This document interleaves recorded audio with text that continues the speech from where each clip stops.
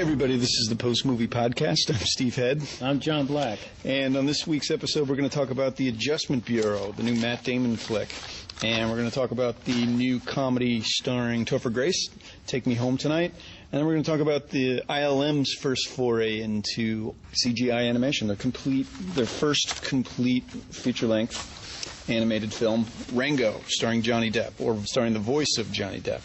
So, John, what do you want to talk about first? That's good. Let's start with the Adjustment Bureau. Why not, right? Why not? Yeah, why not? I think we're about to tell people why not. Based on the short story by Philip K. Dick. I'll go into the summary. Okay. Well, actually, there's a couple here. Read the short one. The better one is actually the studio one. Sometimes I just get the summary from the IMDb, but the better summary is actually the studio one here. So let me wing it. On the brink of winning a seat in the U.S. Senate, ambitious politician David Norris, played by Matt Damon, meets beautiful contemporary ballet dancer Elise Sellas, a woman like none he's ever known. But just as he realizes he's falling for her, mysterious men conspire to keep the two apart. David learns he's set up against the agents of fate itself, the men of the Adjustment Bureau, who will do everything in their considerable power to prevent David and Elise from being together. In the face of overwhelming odds, he must either let her go and accept a predetermined path, or risk everything to defy fate and be with her. And he must do it all in a silly hat. Let's not forget that. Yeah. All the Adjustment Bureau guys have these hats that look like they picked them up at Newberry Comics, and those little stoner, hipster hats. Did you like this? I did. I enjoyed the film. It was slow-moving to begin with, but it starts out very grounded in reality, and then it slowly reveals itself to be supernatural, which I guess I became more interested upon. Those strange things that start happening. But I kind of liked the directions that the movie took. It, I thought it was going to have a certain languidness like Hereafter had. God. Which was... Save us from that. Yeah, not one of Eastwood's better efforts, kind of boring. But this one, is based on the story by Philip K. Dick, which, by the way, you can read online. I was surprised to find out. And they added the romance element to it. That's the problem I had with this movie. I agree. It started out kind of slow, but as you learn that everything that happens, they say everything happens for a reason. The guys in the Adjustment Bureau literally know the reason things happen. Right. So whether it's you stub your toe or you get in a car accident, it's all part of this master plan that these guys are in service of. And I think I like the idea that they weren't necessarily evil. They were just supposed to play by the book. Right. Predetermined destiny. Right. They don't even know what the big plan is. They just know that they have an assignment, like, my assignment today is to make sure you stub your toe. And they're not infallible. No. So they have to cover themselves, which pretty is kind of quickly. neat. So this is Damon's first romantic leading role since The Legend of Bagger Vance, and I would not consider it Hereafter romantic. I mean, it had a romantic moments, right? But it's certainly not the same thing. You didn't think the Bourne films were romantics? Well, no. As a subplot, perhaps, but this is genuinely about them getting together. So, or facing huge odds that want to keep them apart. And that was the imbalance. It's hard to discuss this without giving too many spoilers, but we're led through most of the movie that these guys are all powerful and can do everything. They open a door and they walk through it and they're Yankee Stadium. They open another door, they're at the Lower East Side. They have these powers to make things happen, and it's just the last few minutes in the movie where suddenly everything that's all powerful about them is kind of turned upside down. I was like, what? Well, I think a lot of why this movie succeeds in the small way that it does, I don't think it's like this incredibly great film, but It stayed interesting for me because of one particular scene, which is the bathroom scene, which is about, I suppose, 20 minutes into the film after he's given a speech where he's lost his election, but he reveals himself in such a flat-out human way, all his just totally cutting through all the lies with truth. And it's this incredible... You mean the speech he gives? Yeah. The shoe? Right. So anyway, in the bathroom afterwards, he goes to the men's room, and Emily Blunt's character, Elise, is it? She's using the men's room, right? And so they have this meeting where they sort of fall for each other, standing there in front of the sink. They have this conversation, and the nuance of the acting in this particular scene is kind of important, because this is, if you believe, if they can sell you on the idea that they are truly attracted to each other and have fallen in love at first sight and have this common affinity, then this is going to carry you for the rest of the film. And I think because this particular scene works, it plays for the rest of the film, because you can understand his desire to really want to be with her. Right. Otherwise, things are, vapid. Doesn't work. I think there's great chemistry between them. That was key. That was really key. Just we've talked about it on other shows, but this is a great example of when screen chemistry works. They're great together. Yeah, and I wanted to say really, in watching this film, when people go see it, pay attention to that scene in the men's room, because to me it's the foundation for the rest of the film. So there's a lot of nuance going there, and they're terrific stuff. Yeah, and it is the chemistry and the relationship that is such a huge part of the story. But again, it just, for me, the ending was too much of a flip-flop. Really? Yeah. I just, all these, they spend a lot of time, Damon spends a lot of time running away from these guys and their all-powerful plan, and then it suddenly gets switched off at the end. That kind of love conquers all thing. Well, I think that's a typical Hollywood thing. Yeah. They kind of they sort of also play with the religious ideal that these guys are angels. That in a way, they're correcting their course, or people's courses towards their ultimate destiny. But in a way, they're like guardian angels, and I forget the names of the guys who play the Adjustment Bureau. Terrence Stamp is the guy from Mad Men, and then there's the other guy. Yeah, the other guy, John Slattery. Yeah, but who's the angel or the guardian who befriends? Oh man, I forget his name. Matt Damon. Yeah, I forget his name. Anyway, they're fallible, and they end up kind of being likable. Even though they sort of seem, one of Mackie, Anthony Mackie. Yeah. I knew I'd get it eventually. Are they fallible, or are they just fucked up? Yeah, because the reason that Matt Damon kind of was able to meet her again on the bus was because that guy fucked up his assignment in the park. Yeah. He was supposed to do something to do. Matt Damon has to spill his coffee at 8:05, and this guy falls asleep a little on the tiny bench. thing like that. But there's also a lot of collateral damage as they try to do this, this master plan with Damon, because he's a politician and they have big plans for him. Yeah. But so like the extra effort on the part of the Bureau was extended to make sure that this guy was on his trajectory. Right. So it had broader repercussions. And his trajectory to work, he has to be a broken, selfish guy who doesn't care about anyone. And when he starts to care about a woman, that's why they have to keep him apart, because it keeps him from being focused on his political ambitions.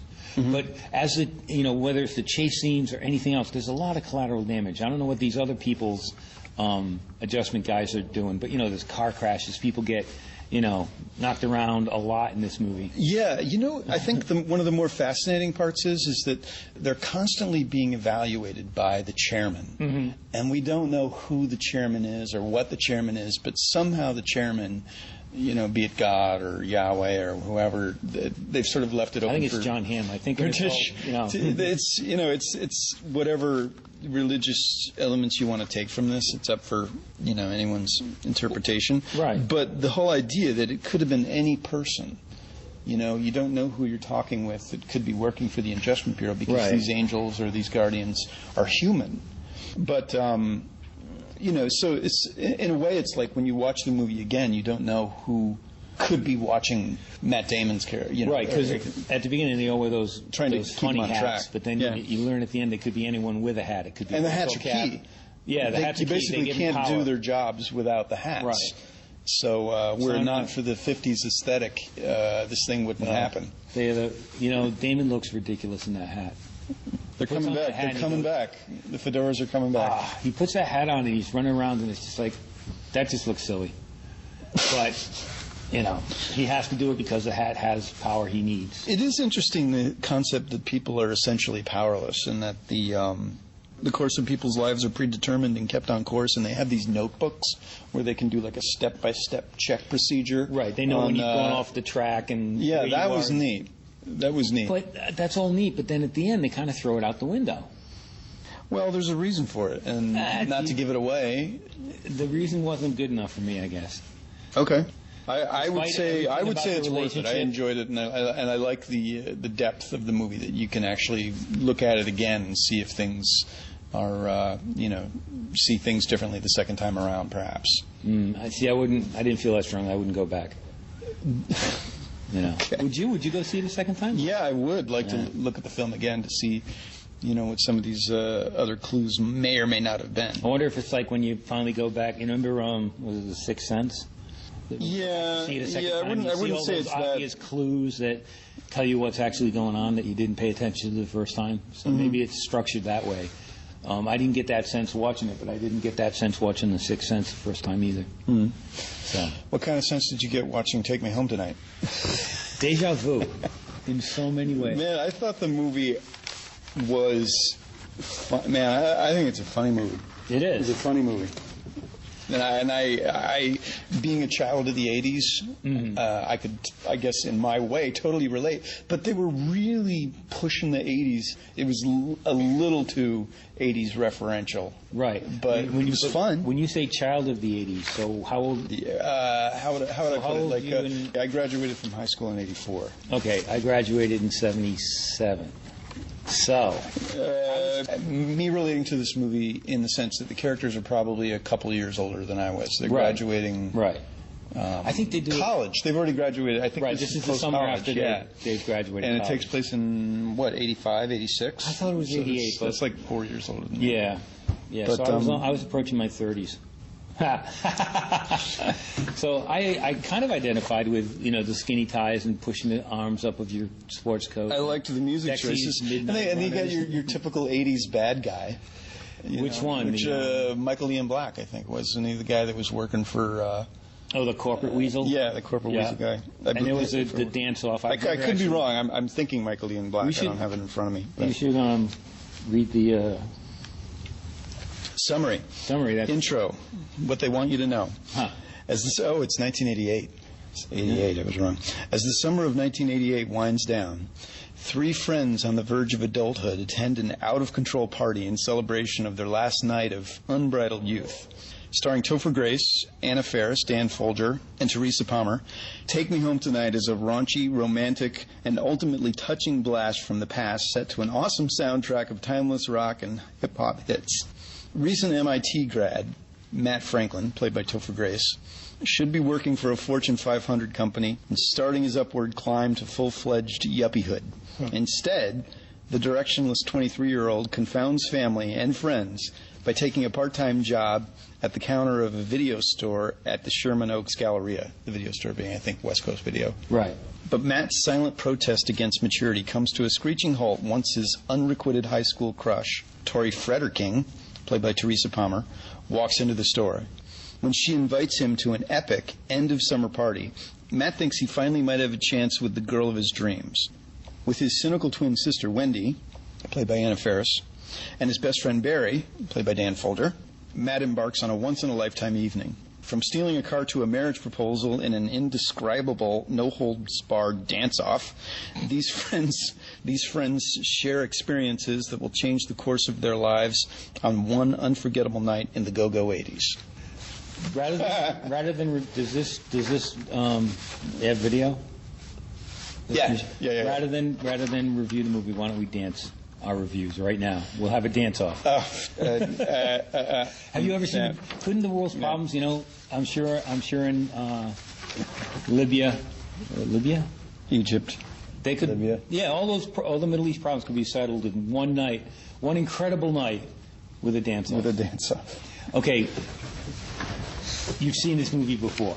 What? Ferris Bueller's Day Off, Animal House, Revenge of the Nerds. They're all good. It's not a bad thing I'm saying this, but it's the same kind of epic night that changes everyone's life, except instead of high school, it's college. Yeah.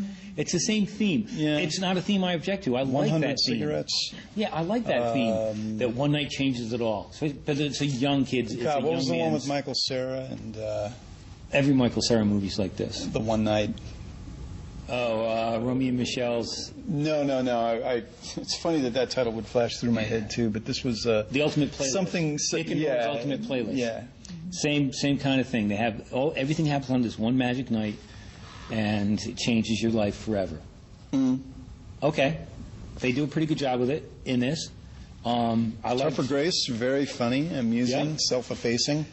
Dan Folger, Jack Black substitute. I keep thinking of him as a Jack Black substitute, but he's a funny guy. He needs a leash, but he has some funny moments.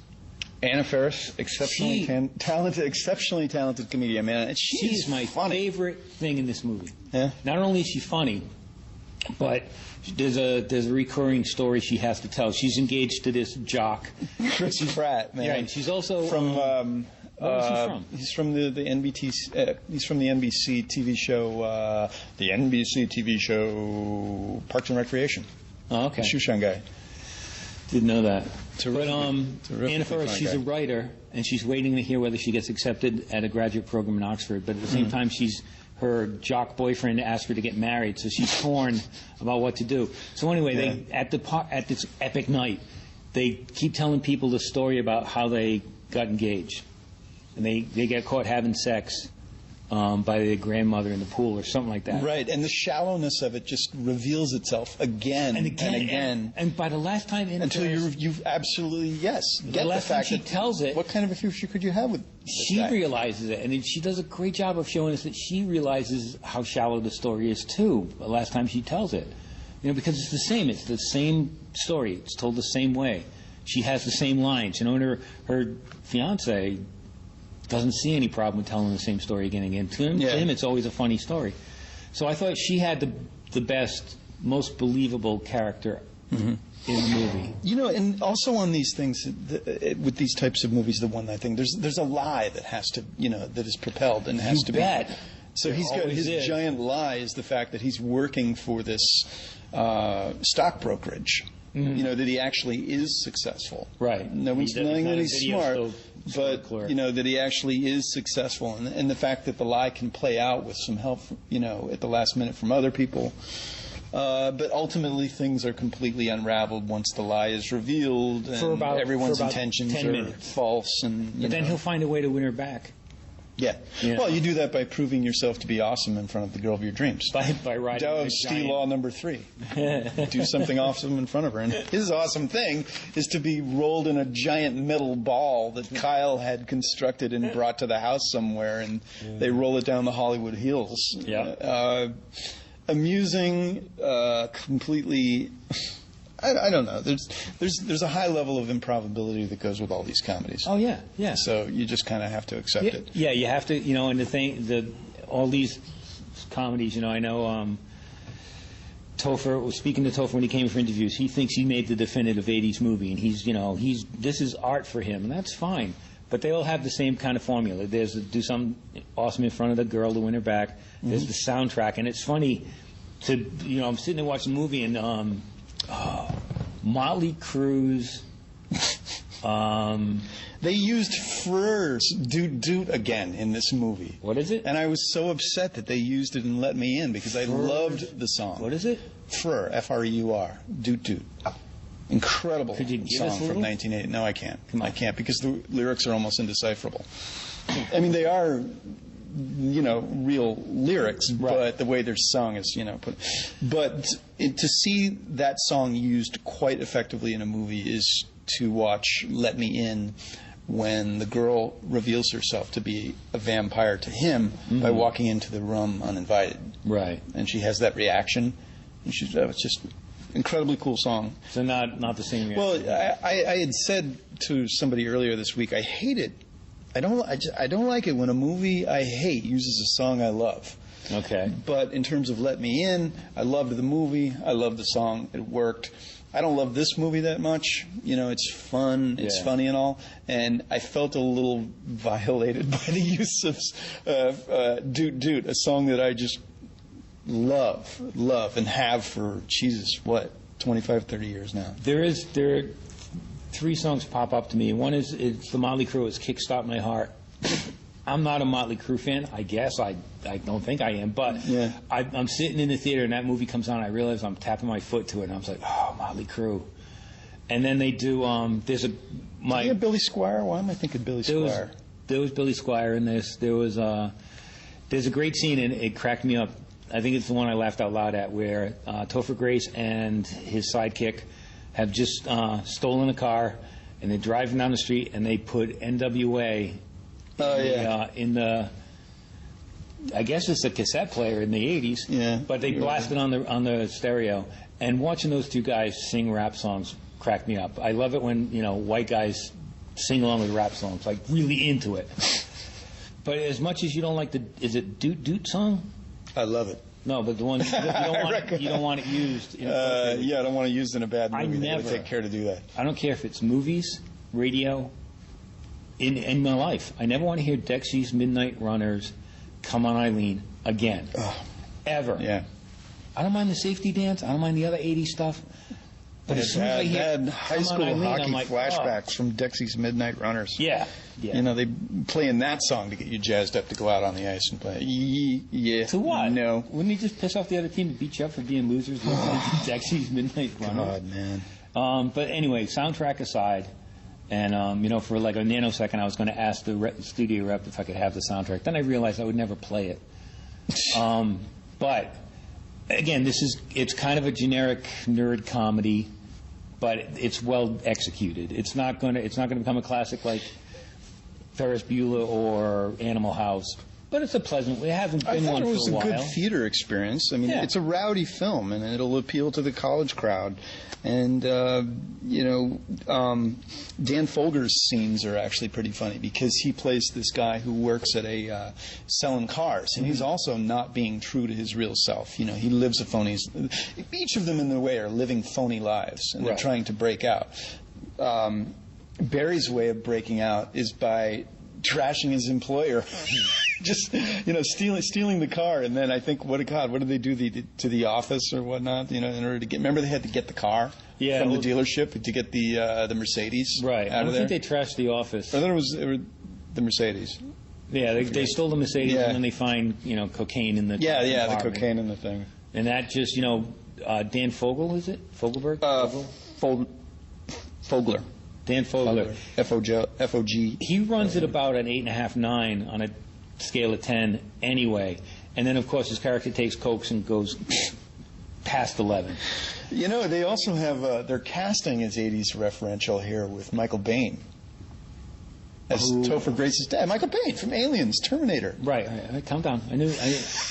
I just was trying to figure out who he was in the movie. That's my what the F reaction. Yeah. But luckily, he's an understanding police officer. Yes. Yeah, he's a dad, first and foremost. Right. So when he catches his kid in a stolen car covered in cocaine, he just teaches him a lesson and lets him go. Of all the of all the people to be pulled over by, it's your dad. With cheese. What did you think of the lead actress in this movie? Teresa Palmer, the one with the giant blonde hair. Oh, by the way, kudos to the hair and makeup and costume departments for this movie. They got the 80s thing down. Yeah, and it's funny to think but it was 30 years. That's hard to believe. I wonder if having that being an important, that was an important time in my life. It's 80s is high school and college for me. Right. It doesn't totally. It's you try to think, was it really like that? And then and then you kind of bring it back a few more years, like when you see movies about the 70s or quintessential 60s films that are being paid homage to. I mean, was it really like that? I mean, in some respects, yes, but this is a very heightened 80s reality. Oh yeah, but as all movies are fantasy, but this is not that heightened. You probably had the flock of seagull hair. Yeah. You wear your suit jacket with your sleeves pushed up. Did they have some Thompson twins in here too? Oh, I'm sure they did.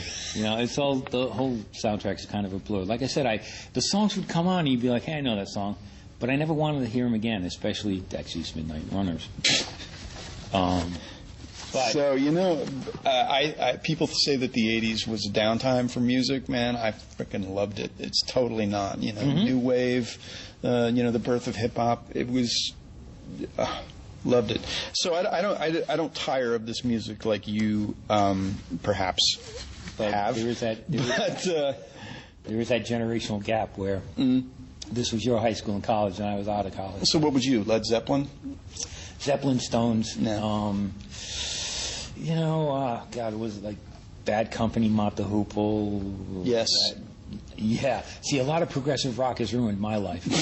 Yes, King Crimson, Gentle Giant, Emerson, Lake and Palmer, all those bands who, a lot of wasted time. Were you into ELO? I think they used some... No, I've never liked Yellow.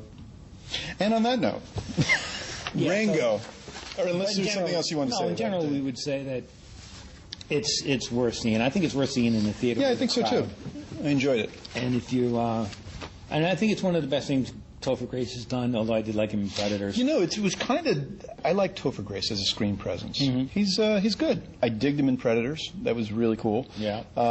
Here, he's got his 70s show persona sort of going. Yeah, but grown up. Yeah. So did you like him in Spider-Man 3? No, I generally did not like that film. Valentine's Day? No, I did not. I'm sticking with Predators. Right.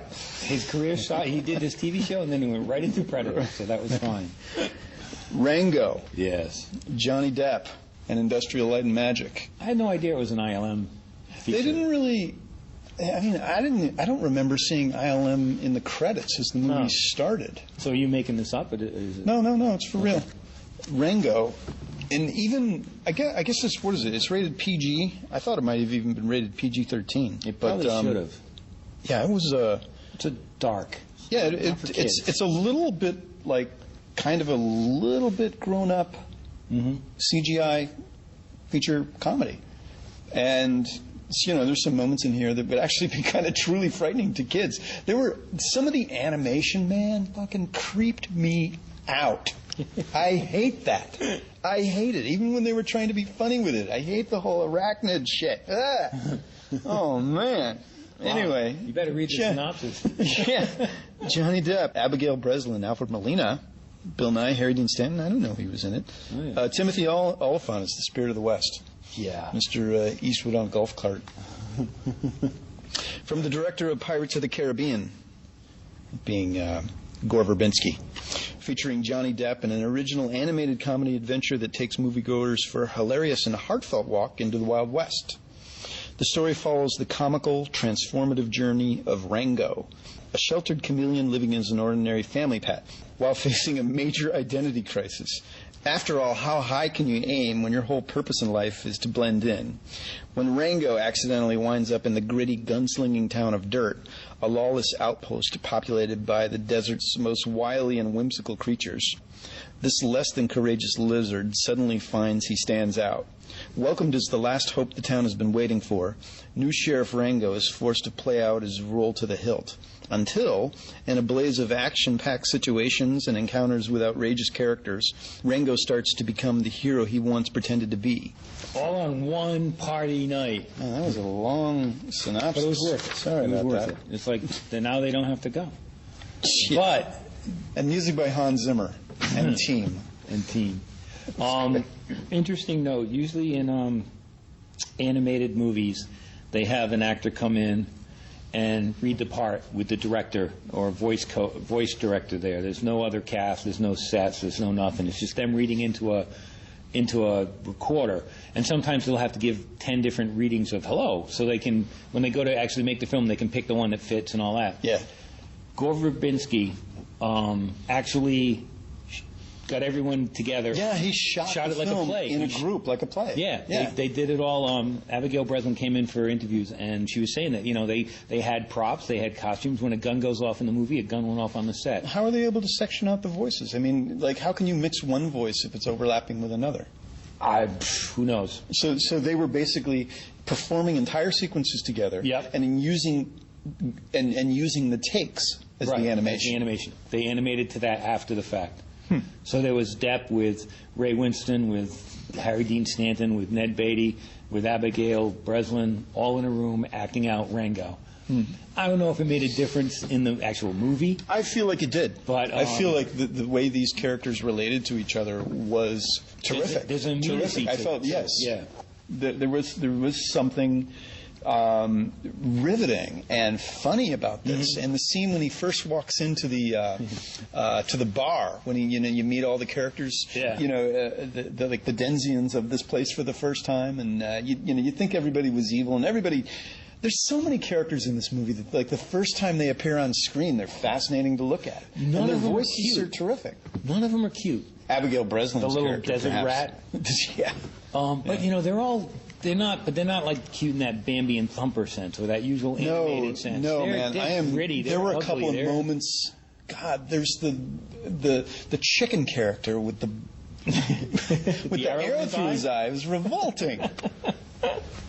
Damn, man, and they have this on screen for extended shots, and I'm like, oh, good God, man. And they also some kids are going to be like, and there are some truly surreal moments in this movie. yeah, You know? Who voiced the snake? Bill forget. Nighy, Yeah, that was terrific. That was some good stuff. Rattlesnake Jake. Yeah, with the machine gun rattler. Yeah. At the end of his tail. And we can step back from the fact that this was a great animated movie. It's also a good Western.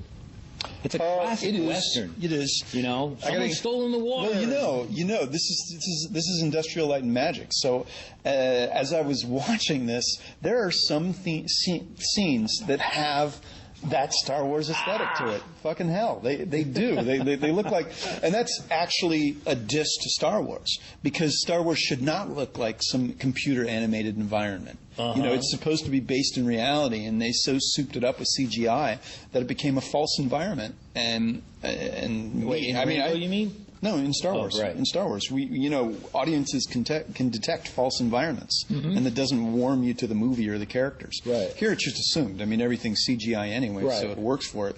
But some of the western town of dirt just could have passed for Mos Eisley in some spots. They're just aesthetically. What's that most? That Mos Eisley is a very popular spaceport on Tatooine. And then we'll just leave it at that. Right, Very popular, as in, like, the only spaceport on Tatooine. You don't know what I go through. Yeah, it's the only. I knew it was the only spaceport there. Yeah. That's right out there. There are, like I said, some surreal moments in this, and there's also there's a moment where Rango hallucinates in the desert and meets the spirit of the West. Yeah. Timothy Oliphant's best Clint Eastwood impression. Isn't it an awesome Clint Eastwood? It is, man. I was thinking. It is. I kept thinking in the head, did Clint really do this? They got to fill the whole fist. I did. Yeah. Well, I thought that too, but you could detect it was Oliphant's voice pretty early. I didn't. I was too busy guessing if it really was Clint, and it looked so cool. It's a different kind of. It switches animation styles for that moment, and it looks so cool. It's a different kind of. It switches animation styles for that moment into a different kind of surreal, hallucinogenic thing. The one thing that they didn't mention that is really the key to everything is in dirt, in the town of Dirt, or in this whole universe that these creatures live in. Most of them, amphibians, birds, snakes. Water is the most valuable. Water is the currency, and water is held at the bank. And the bank is also a victim of this supposed drought, or what we were told There's is a run on the bank. Drought. Yeah. So without water, I mean, everybody's just dying for like a sip of water in this movie. So life just revolves around it. They figure they've got once the water's in the bank is gone, they've got how much, 5 days to live or something like that. So they're running against time. And Rango, a complete inept. In fact, his name isn't Rango. In fact, I don't even think he knows what his name is. No, it's but he's just this chameleon that he wanted to be an actor or something. Right, he's got his own little theater. What he was living in was an aquarium that was sitting in the back of a truck, and it got. They hit a bump. The aquarium. They hit an armadillo. A terrarium. Right. All of a sudden, his awesome, safe world of the terrarium, where he was performing, I believe, for a Barbie doll, or at least portion of a Barbie doll, is shattered. And he finds his way across the desert after meeting a somewhat decapitated armadillo, which is an amusing scene. He ends up in dirt. So he just can't. I guess he just comes to this realization that you are who you say you are. Yeah. As long as you act like that and you say this, then that's who you are. So when he he's puts in the on bar, the first thing, he starts telling the stories to get himself out of trouble with the locals, and talks about killing these brothers. 7 brothers with one shot. Yeah. And then the story builds and builds and builds until someone hears it, makes him sheriff. Mm-hmm. And then he's still a sheriff in a Hawaiian shirt. You know? And, he doesn't lose the Hawaiian shirt. No. And I think that I'd call it a good performance. He's just hilarious. He just riffs on everything. You have to you almost don't want to laugh because his dialogue just keeps going and going and going. I think it's a terrific film. Yeah. It's worth watching again. I thought, like I said, some of the animation was fucking revolting. I didn't like how his skin fucking burned up, and then like he had to, creepy animation stuff. Okay. Besides that, it was some terrific jokes, some great banter, and the animation 95% great. Yeah. Even the parts that you didn't enjoy watching were animated very well to make you that creepy about it. Yeah, I like the fact that it wasn't sort of Toy Story-esque, where as soon as the toys see something that even relates to humans, they freeze up as if they didn't exist. But here they're lizards, birds, and whatnot. And they live in a human world. And the cars are just like these monstrously huge things, and the cities and whatnot, they actually do exist. But their world is in such a, it's like a microcosm. Right, of all in the the middle of the desert. Yeah. Where, and Ned Beatty against these guys, playing the bad guy. What else? He was the bad guy in Toy Story 3. He was the bear. Hugging Bear. Something like that. It's funny to see. I'm glad Ned Beatty's still doing movies, but I just watched. God, he must be like 80 now. I just watched Stoker Race. Remember we were talking about doing a show on Burt Reynolds? Yeah. So I watched Stoker Race. He was the bad guy in that. He was the evil corporate chicken empire builder or something. Awful movie. But I loved it, but it was an awful movie. But it's just, Ned Beatty's been around for so long and done so many great and not so great roles. Remember him in Network? Yeah. And the Superman movies. Mm-hmm. Deliverance, of course. Sidekick, Deliverance. Yeah. So, when I heard his voice. Was he in Waking Ned Devine? Yes. He was the guy who came in. I think he got some allocates for that. Yeah, he's a great actor, and to hear his voice in two really good animated movies it's nice to have him around. But I asked Abigail Breslin, what was it like to be on the stage with Ned Beatty and Johnny Depp? She's like, they were good, we had fun. But then the guy who played the Native American bird, whatever is... Yeah, the funny stuff. Wherein Rango assumes that this guy always knows how to track people. Right. Because he's one with nature. Right. He's the dad of the werewolf boy in the Twilight movies. And she was more psyched about being on the same stage as him. I was like, really? Not really? Because you were there with, there was Ray Winston and... Her character, again, has a fascination with guns. Yeah. There are elements that aren't for the young kids here, I suppose, but... I don't care. They've had enough animated movies. It's about time they get one for us. Yeah, there's... they're heading that way. Soon you're going to get maybe a PG-13 animated film. Who knows when you're going to start getting the Ralph Bakshi stuff again? Maybe with CGI we'll start getting more like he did with Wizards and American Pop. They could release some of the anime that comes out today into theaters. It's brutally violent. Fritz the Crap. Fritz the Crap? I just watched Fritz the Cat CGI. There was I watched Fritz the Cat about a month and a half ago. It's awful. It's awful. But it's a time capsule piece, Hasn't aged well. So anyway, I would definitely recommend Rango. Rango worth it. Yes. I would say definitely worth it. Moving on to picks of the week. Do you have a pick? I do. Did you bring it with you? I did. You're always cheating. Oh, no. Well, but really? by bringing it, I'm not. We're not sitting in front of a computer. I print out I some make stuff, them and but 127 hours. Mm-hmm. Digged it in the theater, made me squirm, made lots of people. I mean, I remember we saw that press screening. There were other people around us. During some of the more queasy scenes, you hear everybody going. Yeah, I closed my eyes until they finished doing that. I don't need to see that guy chop off his arm. In retrospect, the way Danny Boyle filmed this and edited this, from an ant's eye, like if you're a spec, and the universe is a video camera, the way you're watching all this stuff work, that was actually really impressive. Oh, so he switches different film styles and scenes, whether it's he's taping on the video and then he's got the regular camera shot, then it's got the ant's eye shot, and the way it's edited is pretty amazing. It is. It looks beautiful on Blu-ray. I think it's worth it for that kind of experience. James Franco, I'm assuming, was too busy, didn't have enough time to do the audio commentary. But you've got Danny Boyle and the screenwriters and the producers. Danny Boyle, side note, up at the Coolidge on March 17th and April 4th, they're going to have simulcast of Frankenstein. Oh, that's right. You were talking about directed by Danny Boyle from London. It's sold out for like 10 weeks in London. Johnny Lee Miller and the guy who is the new Sherlock Holmes, Cumberbatch, something like that is his name. They play the monster in Frankenstein. They switch off every night. So one night he's a monster, Johnny Lee Miller's the monster, the next night he's Frankenstein, the doctor. They switch off. So they just do a live video feed from London? Not live, because of the time thing. It's like delayed 5 hours or something. But it's that night's performance. Do they edit it? Or Nope.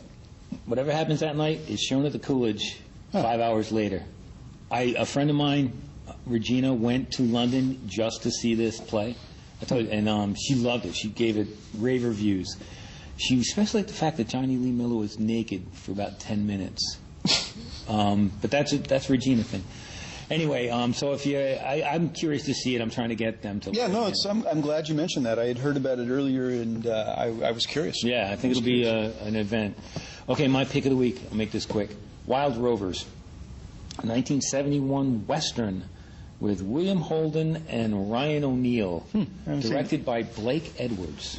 This is the Blake Edwards Western we've all been curious about. It just came out on the Warner Brothers Archive, and it's hilarious because it's like a 2 hours and 10 minutes, something like that. It has an overture, it has an intermission, it has second act introductory music. I don't think a lot of people realize that there was a time when movies that were over a certain length, the intermission, had an intermission, and then there was something called it's got a French word, but the entr'acte, right, which was music played while you came back from the concession stand and settled in your seats for the second half of the movie. It doesn't need it. It's only 2 hours and 10 minutes long. It's a story about their ranch hands. William Holden's the old cowboy. Ryan O'Neal's the young cowboy. They work on a ranch run by Carl Malden in the cheesiest mustache I've ever seen. So, one day when they're at the ranch doing the cowboy stuff, one of the cowboys gets killed by a bucking bronco suddenly. And it makes them think there's got to be a better life than this. So they decide to rob a bank and go to Mexico and build a ranch of their own. It's not an action-packed Western. It's not a bang-bang, shoot-'em-up kind of Western. It's more of a slow Western. But it's interesting because William Holden gives a great performance.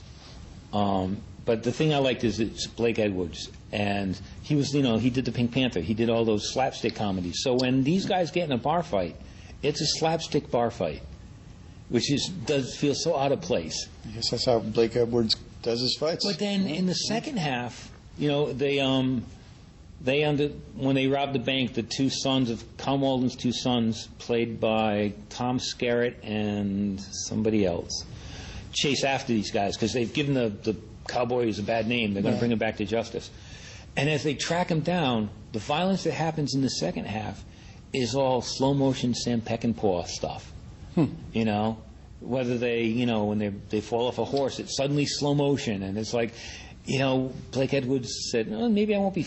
The funny stuff wasn't working in the first half. Now we'll try for the more dramatic stuff. That was popular at the time. Oh yeah, 71. The Getaway. Yeah, it was a peck and paw thing. It was a lot of people. There was the art of dying, I guess. But it's a good movie. It's not great, but I think it's worth seeing because it's such a odd piece for Blake Edwards. It's great to see William Holden.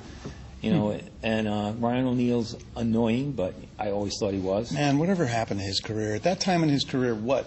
Paper Moon? Then he went on a couple years Love later to Story. Barry Lyndon. And then He ends up being Jamie Kennedy's dad in that awful rap movie.